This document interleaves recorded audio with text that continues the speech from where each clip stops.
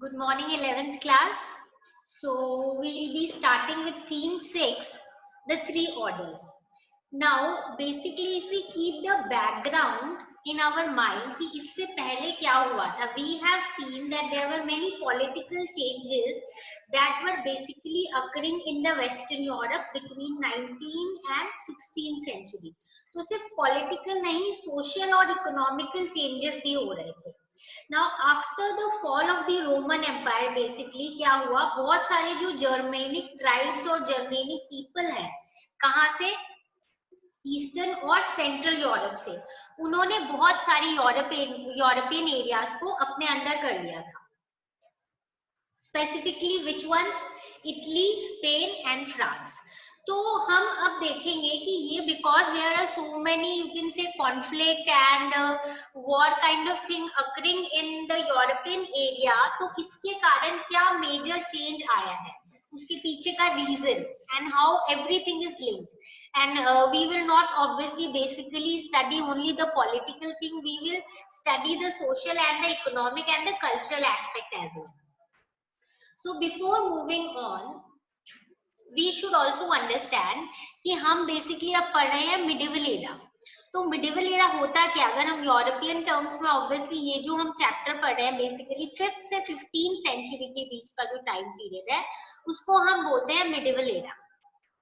और ये जो एरा है ये यूरोप में बहुत हम बोलेंगे कॉम्प्लेक्स था और है ना बहुत कुछ हुआ था इसमें. We will see lot of changes socially, economically, politically and हम देखेंगे बहुत सारी यहाँ पे प्रॉब्लम्स आई थी, बहुत प्लेग हुआ था, बहुत डिफरेंट टाइप की डिजीजेस आई थी and life was you we can say a bit very difficult in those times. तो और लोग जो है सोसाइटी कैसे डिवाइडेड थी, किस तरीके से लोग रहते हैं, this is what we will be basically studying in this chapter. So अब आ जाते हैं डिटेल्स में. बेसिकली जब हम देख रहे हैं कि अराउंड ये जो टाइम पीरियड है 9 से 16 सेंचुरीज के अराउंड, जो वेस्टर्न यूरोप वाला एरिया है वहां पे रोमन एम्पायर हो रहा है फॉल और बाकी जर्मेनिक पीपल जो वो कंट्रोल करने की कोशिश कर रहे हैं over the eastern and central European areas. यानी यहाँ पे कंटिन्यूअस क्या हो रहा है, पॉलिटिकल टसल हो रही है, पॉलिटिकल मतलब to take more political power is continuing. अब क्या हुआ, जो मिलिट्री कॉन्फ्लिक्ट है यहाँ पे बहुत फ्रीक्वेंट हो गई थी और सबसे पहले तो क्योंकि कोई यूनिफाइंग पॉलिटिकल फोर्स नहीं था. What do I mean by unifying political force? Unifying political force का मतलब कोई एक पावर नहीं थी या कोई एक एम्पायर जैसे इतना डेवलप नहीं हुआ था कि वो पूरे एरिया को कंट्रोल कर सके. तो ऑब्वियसली क्या होगा कि इनके पास कोई यूनिफाइंग कोई हम बोलेंगे पॉलिटिकल गवर्नेंस नहीं थी. नाउ और मिलिट्री कॉन्फ्लिक्ट बढ़ती जा रही थी और सब लोग यहाँ पे मेन किस चीज के ऊपर फोकस कर रहे थे, to gather resources to protect one's land. यानी अपने लैंड को हमें प्रोटेक्ट करना है क्योंकि कंटिन्यूस क्या अटैक्स हो रहे हैं और लोग लैंड के ऊपर ही क्या कर रहे हैं, लैंड को अपने अंडर लेने की कोशिश कर रहे हैं. तो obviously social organization was therefore centered on the control of land. और उसके बाद हम देखेंगे जो ये ऑर्गेनाइजेशन है, जो ये डेवलपमेंट है, ये बेसिकली किस किस दो हम बोलेंगे कल्चर से इनहेरिटेड है या फिर कहाँ से ये डिराइव हुई है. ये है इंपीरियल रोमन ट्रेडिशन और साथ में ही German customs. Now when I'm saying that these things are basically coming from both the tradition, because I said कि पहले रोमन एम्पायर था और उसके ऊपर अब जो ये जो जर्मन कस्टम इसीलिए आ रहे हैं क्योंकि जर्मैनिक पीपल जो है वो इस एरिया पे कंट्रोल कर रहे हैं. नाउ इसमें ही जब मैं बोली हूँ दोनों चीज आ रही है, यानी कि दो डिफरेंट कल्चर्स की अब जो सोशल चेंज आएगा वो इसके कारण आएगा. बट इसके साथ एक चीज और जो दिमाग में रखने की है कि जो क्रिश्चियनिटी है, Christianity, you will notice that दो हम देखेंगे कहीं कहीं पे रोमन एम्पायर जो है या रोमन एम्पायर का डिक्लाइन जैसे हो रहा है, बट जो क्रिश्चियनिटी जो कि हम बोलेंगे ऑफिशियल रिलीजन थी रोमन एम्पायर की 4th सेंचुरी से वो कोलैप्स नहीं हुई. इट एक्चुअली बल्कि ये स्प्रेड हो गई to the central and the northern Europe, यानी एम्पायर जो पॉलिटिकल सिस्टम है वो रोमन का इतना स्ट्रेंथेंड नहीं रहा, पर क्रिश्चियनिटी एज अ रिलीजन जो है वो स्प्रेड हो गई थी in many parts of Europe. And church जो है अब बन गया था मेन लैंड होल्डर, और पॉलिटिकल पावर जो है यूरोप में धीरे धीरे कहीं ना कहीं किसके अंडर आ रही थी, under the church, because they were becoming more important. अब इसके अलावा we'll सी कि यहाँ पे बेसिकली जो है थ्री ऑर्डर्स डेवलप हुए थे, थ्री ऑर्डर्स जिसके ऊपर अपना चैप्टर का नेम है। तो यहाँ पे थ्री सोशल ऑर्डर्स में बेसिकली एज आई सेड कि क्रिश्चियनिटी इंपॉर्टेंट हो रही है, चर्च इंपॉर्टेंट हो रहा है, तो सबसे इंपॉर्टेंट पोजीशन जो है वो हमारी हो जाती है क्रिश्चियन प्रीस्ट की। उसके बाद आ जाते हैं हमारे लैंड ओनिंग नोबल्स, और फिर आ जाते हैं पीजेंट्स। नाउ ये हम देखेंगे कि जो इस चैप्टर में एक मेन जो हमारा टॉपिक है which is feudalism, is actually, ऐसे तो when I'll explain you about feudalism you will understand that it is a economic aspect, but actually में सिर्फ इसमें economic point of view नहीं आता, इसमें अपनी economy, legal, political और social relationship सारी की सारी चीजें जो है ये एक टर्म फ्यूडलिज्म जो है क्लियरली एक्सप्लेन कर देगा। बेसिकली जो मिडिवल एरा था इन यूरोप वो कैसा था, कैसे वहां पे रिलेशनशिप थी, और इकोनॉमी कैसी थी, लीगल सिस्टम कैसा था, पॉलिटी कैसी थी, सोशल सिस्टम कैसा था, सारा का सारा जो है ना इन थ्री ऑर्डर्स के आसपास ही क्या करेगा, घूमेगा, सराउंड करेगा। तो ये हम अभी डिटेल में पढ़ेंगे इन this chapter. So before moving on to the details, first let us understand कि अपने को इस टाइम पीरियड के बारे में कैसे पता चला।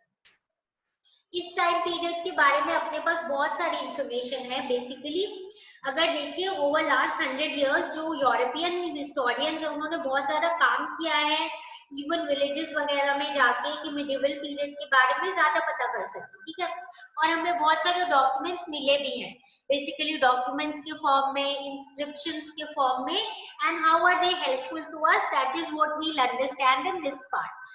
तो बेसिकली इतने सारे डॉक्यूमेंट्स, और जैसे details of land ownership, prices, legal cases, जैसे कि चर्च कुछ कुछ रिकॉर्ड्स रखते थे, बेसिकली मैरिज का, बर्थ का, डेथ का, और कोई भी इम्पोर्टेंट, अगर कोई भी इम्पोर्टेंट इंसिडेंट हुआ है उसके सारे रिकॉर्ड कौन रखता था, चर्च। तो क्योंकि अपने पास इतनी सारे रिकॉर्ड्स हैं जो कि चर्च में अच्छी तरीके से प्रिजर्व किए हुए हैं, that is why we know much more about this time period as compared to the earlier time periods. So the first important thing that we know about the sources is lot of documents are present of this time period, and specifically अगर देखें तो church ने records रख रखे हैं जिससे अपने को स्ट्रक्चर ऑफ फैमिलीज, पॉपुलेशन, इन सब चीजों के बारे में पता चल जाता है। नेक्स्ट आ जाता है इंस्क्रिप्शंस। नाउ इंस्क्रिप्शन जो है वो भी बेसिकली चर्चेस में है बहुत सारे। ये अपने को किस चीज से रिलेटेड इंफॉर्मेशन देते हैं, बेसिकली ट्रेडर के एसोसिएशन क्या थे, क्या वो ट्रेडिंग करते थे, कहाँ से ट्रेड होती थी, किस टाइप के ट्रांजैक्शंस होते थे। इसके अलावा इंस्क्रिप्शंस में सॉन्ग, स्टोरीज, ये सब। तो इससे अपने को क्या पता चलेगा, इससे अपने को बेसिकली ये पता चलेगा कि वहां पे कौन से फेस्टिवल्स होते थे, कौन से कितने इंपॉर्टेंट है। सॉन्ग और स्टोरीज अगर देखें तो उसमें हम है ना कहीं कम्युनिटी एक्टिविटीज को देख सकते हैं, यानी कि सपोज कोई स्टोरी है जिसमें कुछ बताया हुआ about some may be festival और समथिंग लाइक दैट, तो हमें पता चलेगा कि किस किस ग्रुप, कौन ग्रुप कैसे आता था, किसको इम्पोर्टेंस मिलती थी, किस टाइप की फेस्टिविटीज होती थी, क्या एक्टिविटीज होती थी। सॉन्ग्स अगर है तो उससे भी अपने को उनके कल्चर के बारे में, और सॉन्ग हमेशा जब भी हिस्टोरिक पॉइंट ऑफ व्यू से हम किसी भी रिसोर्स को देखते हैं, किसी भी सोर्स को देखते हैं, तो हमें उससे पीछे उसके बैकग्राउंड की बहुत सारी और चीजें पता चल जाती है। जैसे कि अगर एक नॉर्मल स्टोरी है पर उसमें वो डिस्क्राइब कर रहे हैं कि घर ऐसे बने हुए हैं, वहां पे लोग ऐसे इकट्ठे हुए थे क्योंकि आज तो सबसे इम्पोर्टेंट ये वाला फेस्टिवल सेलिब्रेट होने वाला है, तो अपने को बहुत सारी और चीजें उनकी सोशल लाइफ के बारे में पता चल जाता है। So this is what we get to know about this time period through documents and inscriptions. And obviously as I said कि जब historians इनको पढ़ते हैं तो अपने को उनकी इकोनॉमिक, सोशल, ऊपर से चेंजेस ओवर लॉन्ग पीरियड, चाहे वो इन टर्म्स ऑफ पॉपुलेशन, चाहे कोई छोटे मोटे पेजेंट रिवोल्ट्स हो, चाहे और कोई बड़ा सेलिब्रेशन हो, या और कोई इंसिडेंट ऐसा हो गया जिसकी भी जो भी डिस्क्रिप्शन है उसको हम डिटेल से पढ़ के उसके बैकग्राउंड से बहुत कुछ पता कर सकते हैं अबाउट दैट टाइम पीरियड। अब आ जाते हैं इन जो हमारे सोर्सेज है, इनको पढ़ के हम नोटिस करेंगे कि कुछ स्कॉलर्स जो है वो किस टाइप से एक मेजर चेंज आया इन स्टडिंग ऑफ हिस्ट्री। नाउ बहुत सारे स्कॉलर्स जो फ्रांस के हैं उन्होंने फ्यूडलिज्म पे काम करना शुरू किया था, जिसमें से सबसे अर्लीस्ट जो है हमारे मार्क ब्लॉक। और ही इज एक्चुअली हम इनको क्यों स्पेसिफाई करें, because he is one of the group of scholars जिन्होंने ये बोला कि हिस्ट्री जो है सिर्फ हम पॉलिटिकल हिस्ट्री या इंटरनेशनल रिलेशन या लाइफ ऑफ ग्रेट पीपल के फॉर्म में हमें नहीं पढ़ना है।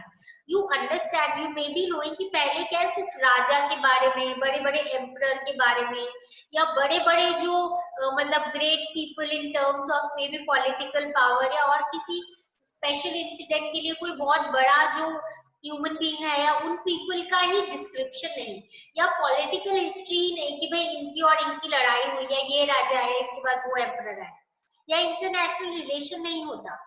असली में हिस्ट्री का मतलब होना चाहिए सब कुछ पढ़ना, जिसमें भाई ह्यूमन हिस्ट्री भी पढ़ो, ज्योग्राफी कैसे इन्फ्लुएंस करती है ह्यूमन हिस्ट्री की। जैसे in our previous chapters we have studied कि मेसोपोटामिया सिविलाइजेशन इन रिवर्स के पास हुई थी, ऐसे उनकी ज्योग्राफिक कंडीशंस थी, इसीलिए वो लोग डेवलप हुए या नहीं हुए, और फिर दूसरे एरिया में क्या क्या रीजंस थे, कैसे ट्रेड इंपॉर्टेंट रोल प्ले करता था, कहाँ पे मेडिटेरेनियन सी इंपॉर्टेंट थी, कहाँ पे भाई क्या क्या एरिया है जहाँ पे रिवर्स ड्रेन करती थी तो वो फर्टाइल थे, और फिर इसलिए ह्यूमन बींग्स उधर कैसे डेवलप हुए, उधर कैसे सेटल हुए।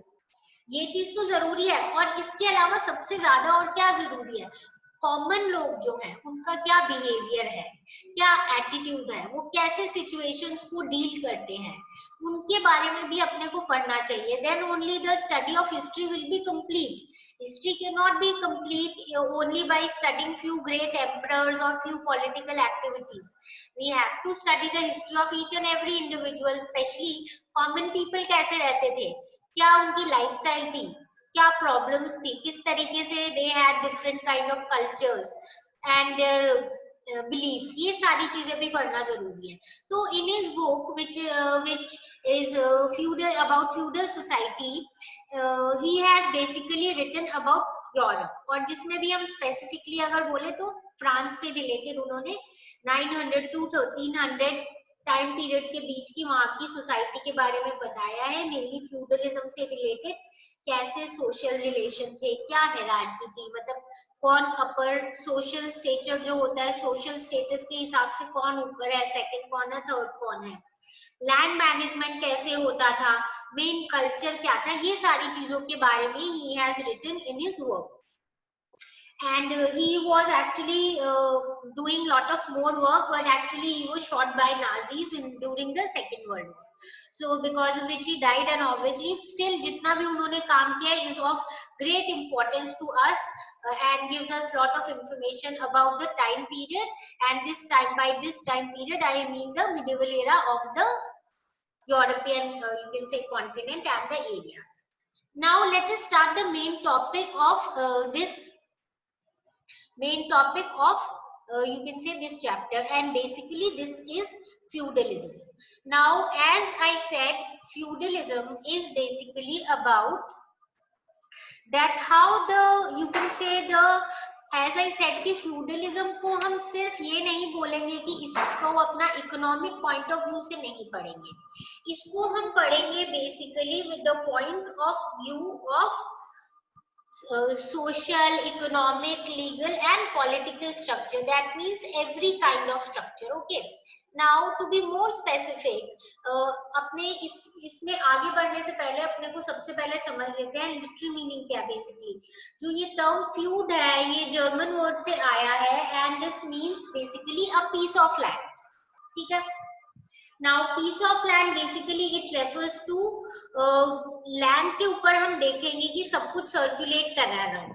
क्यों? As I said when I started the chapter तभी मैंने बता दिया था कि हम ये नोटिस करेंगे कि सबको है ना अभी लैंड की, अपने लैंड को प्रोटेक्ट करने की सबसे ज्यादा वो फील होती थी कि इम्पोर्टेंस सबसे ज्यादा इसकी, हमें लैंड को प्रोटेक्ट करना है और सबसे इम्पोर्टेंट सोर्स जो है वो अब लैंड ही हो गया था। इसीलिए it is a term which has actually to go with land. So it has been basically derived from the German word feud, which means piece of land. But अगर हम broadly देखें तो it refers to the kind of society that developed in the medieval France, and then it obviously later spread to other parts of Europe जैसे England and the southern Italy. Now in economic sense, feudalism basically a kind of agriculture production है which is based on relationship between the lords and the peasants. We'll study about in more detail. Okay, basically ये understand करो कि हम notice करेंगे इस land के around ही है ना सब कुछ घूमेगा। तो basically relationship between lords and peasants जो है वो कितना इम्पोर्टेंट है दिस टाइम पीरियड में, और ये फ्यूडलिज्म अपने को अच्छे से समझाएगा। बेसिकली इसमें क्या होता था, द लैटर जो है यानी कि तो कौन होगा यहाँ पे लेटर, द सेकंड वन, तो सेकंड वन कौन होगा, पेजेंट्स। जो पेजेंट्स है basically they cultivated their own land, या कभी कभी जो लॉर्ड के लैंड्स है उनको भी कल्टीवेट करते हैं। तो ये जो पेजेंट्स है ये perform labour services for the lords, who in exchange provided military protection, and they also had extensive judicial control over peasants. इसका मतलब क्या है, peasants जो है वो लेबर सर्विसेज करते थे किस किस के लिए, लॉर्ड्स के लिए, और इन टर्न जो है लॉर्ड्स क्या देते थे, वो देते थे मिलिट्री प्रोटेक्शन। अब यू में आज कि ma'am what is this, we are not understanding. Again मैं बोल रही हूँ this was a time period of unrest, कभी भी कोई भी अटैक कर लेता था, तो एक इनको कुछ ना कुछ सिक्योरिटी चाहिए थी, और प्रॉपर पॉलिटिकल ऑर्गेनाइजेशन भी नहीं था कि जो भी पॉलिटिकली सब चीजों को ऐसे कंट्रोल करे और सिक्योर्ड बनाए चीजों को, तो एक मिलिट्री प्रोटेक्शन चाहिए था इनको। और इसमें हम नोटिस करेंगे कि extensive judicial control over pageants भी था। किसका था, दो लॉर्ड्स का। लॉर्ड्स जो है वो टोटली कंट्रोल करते थे, किसके ऊपर कंट्रोल करते थे, पीजेंट्स के ऊपर। अब ये जो है मैं एक बार ब्रीफली एक्सप्लेन कर देती हूँ, let me just complete this paragraph and then I explain this whole topic again, मतलब सिंप्लीफाई करके। तो हम बोल सकते हैं फ्यूडलिज्म जो है इकोनॉमिक एस्पेक्ट के बियॉन्ड जाके अपना सोशल और पॉलिटिकल एस्पेक्ट्स भी क्लियर कर रहा है। तो ऑल्दो हम देखेंगे ऐसा नहीं है कि बहुत टोटली नई चीज है, क्योंकि हम देख सकते हैं फ्यूडलिज्म जैसी ही कोई प्रैक्टिस जो है वो रोमन एम्पायर में एग्जिस्ट होती थी during the age of the French king Charlemagne 742 से 814 के पीरियड में जो रूल करते थे। तो एक वे ऑफ लाइफ हो गई थी over large parts of Europe. पर जो हम बोलेंगे मेन जो फ्यूडलिज्म का फाइनल फॉर्म है वो कब डेवलप हुआ, वो basically in you can say around 11th century. ठीक है, अब we will go into more detail of this chapter in our next class, but before moving on एकदम क्लियर सेंस में बताती हूँ। अगर if you remember to just simplify, क्योंकि हम डिटेल में वापस जाएंगे इसके। अगर if you remember 9th class first chapter French revolution, उसमें हमने पढ़ा था the society is divided into 3 estates. First estate was clergy, second was nobility and the third was peasants। ठीक है, और हम देखेंगे ऑलमोस्ट ये जो हमारी डेवलप हुई है ये इसका बैकग्राउंड यही है जो हम अभी पढ़ रहे हैं। जो फाइनली फ्रेंच रेवोल्यूशन जो आगे जाके रिजल्ट होगा, जिसका एक रीजन ये सोशल डिवीजन भी था या सोशल हायरार्की भी था, ये बेसिकली ओरिजिन हुआ है इस टाइम पे। again I'm saying details में will go later, but एकदम simplify एक background देने के लिए क्या होता था, because politically unrest था तो इनको कोई चाहिए था to control। तो क्या करते थे, क्लर्जी के पास तो अभी पावर आ गया था ऑफ लैंड एक्सेट्रा। इसमें हम नोटिस करेंगे 3 लेवल्स पे है।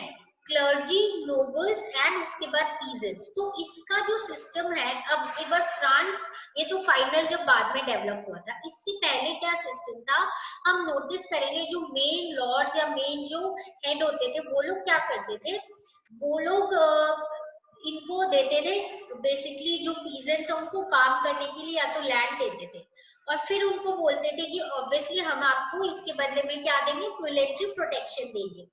और जो बेसिकली हम नोटिस करेंगे कि इसका जो जितना भी प्रोडक्शन होता था वो फाइनली ऐसे करके लॉर्ड के पास चला जाता था। लेटर ऑन वील सी कि जब पॉलिटिकल कंट्रोल आएगा and we'll see a kind of body ruling the whole, the being the political head, वो क्या करेंगे, वो एक दूसरे सेक्शन को यानी कि लॉर्ड्स को यानी कि नोबल्स को लैंड दे रहे हैं, और नोबल्स जो है वो और इनको ये बोल रहे हैं कि आप हमें क्या प्रोवाइड करोगे, मिलिट्री जैसे whenever we need, ठीक है। तो ये रेडी मिलिट्री भी हो जाएगी इनके पास, और ये जो नोबल्स हैं ये नीचे वाले पेजेंट्स को काम करने के लिए देंगे। पेजेंट जो है सारा प्रोडक्शन नोबल्स को देंगे, नोबल्स उसमें से कुछ हिस्सा लेके फिर उसके बाद आगे किसको दे देंगे, किंग्स एंड दी जो भी पॉलिटिकल हेड है उसको। तो ये जो इनका हम नोटिस करेंगे कि पूरा जो साइकिल चल रहा है जिसके बारे में हम डिटेल में पढ़ेंगे, इसमें सबसे इंपॉर्टेंट फैक्टर हम देखेंगे लैंड हो जाएगा, और इसमें हम देखेंगे जो पीजेंट्स है ना, वो उनके ऊपर टोटल कंट्रोल होगा नोबल्स का, and then how they deal with it, और पूरी सोसाइटी कैसे होगी, कैसे फ्यूडलिज्म में हम देखेंगे कौन सा सेक्शन जो है वो सबसे ज्यादा प्रॉफिटेबल सिचुएशन में है और कौन सा प्रॉफिटेबल सिचुएशन में नहीं है। So we'll go into the detail of it with the proper background in our next class. So this is it for today's class, and we'll proceed and we'll continue with the class uh, in our next class. So if you have any doubt, feel free to ask. Again, we have covered only around 2 pages only. So just give it a reading and then we can proceed. Okay, if you have any problem, feel free to ask. Now we'll meet in the next class.